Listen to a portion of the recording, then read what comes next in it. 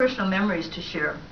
My father, John Elder, a Presbyterian minister, missionary to Iran, and a strict teetotaler, was proud of his Scottish heritage.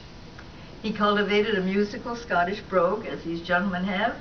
He enjoyed reading Burns' poetry to us by the light of the kerosene lamp on winter evenings, and he taught us the songs. We learned to sing "Comin' Through the Rye" and "Loch Lomond" almost as soon as we did "Jesus Loves Me" and "For the Beauty of the Earth." And Dad's strong tenor led us in 2 verses of Auld Lang Syne on every New Year's Eve. But not until tonight did I know there was another verse that talked about whiskey. Make no mistake, these family celebrations were over by 10, and the toasts were drunk in grape juice. Dad's favorite was "A man's a man for all that." He was unfailingly courteous to his children's friends, his Muslim neighbors, and the beggars who lined the street. We knew that his father had been a banker in the small town of Tidiu in western Pennsylvania, but that was really all we knew. Later, grandmother told us that at his funeral, many small farmers and working men shook her hand, and many of them told her, "He helped me with a loan whenever he could and always treated me like a gentleman." Grandfather was a fan of Rabbie Burns, too. Kermanshah, Iran, my family's first posting, had a very small foreign community. The British consul invited everyone to a formal New Year's Eve party in 1928.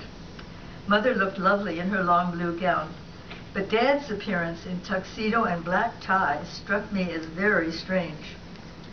"Daddy," I said, "do you mean to look like that?" "Young lady," he replied, "I thought I did, but you may make me reconsider." Rabbie Burns says, "Oh, would some power the gift to give us to see ourselves as others see us." To this day, "To a Louse" is one of my favorite poems. It's a good reminder not to take myself too seriously, to listen to other people's point of view. Surely Burns has given all of us wise and immortal advice.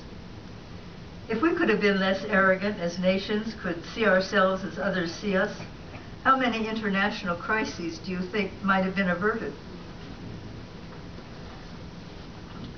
In honoring the dignity of all people, Burns declared himself a citizen of the world. The world, in turn, recognized a kindred spirit in him. Burns had a passion for justice. He railed against the economic system that kept small farmers, of which he was one, in poverty all their lives.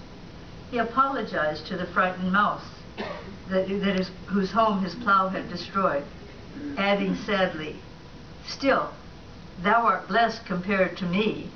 The present only toucheth thee.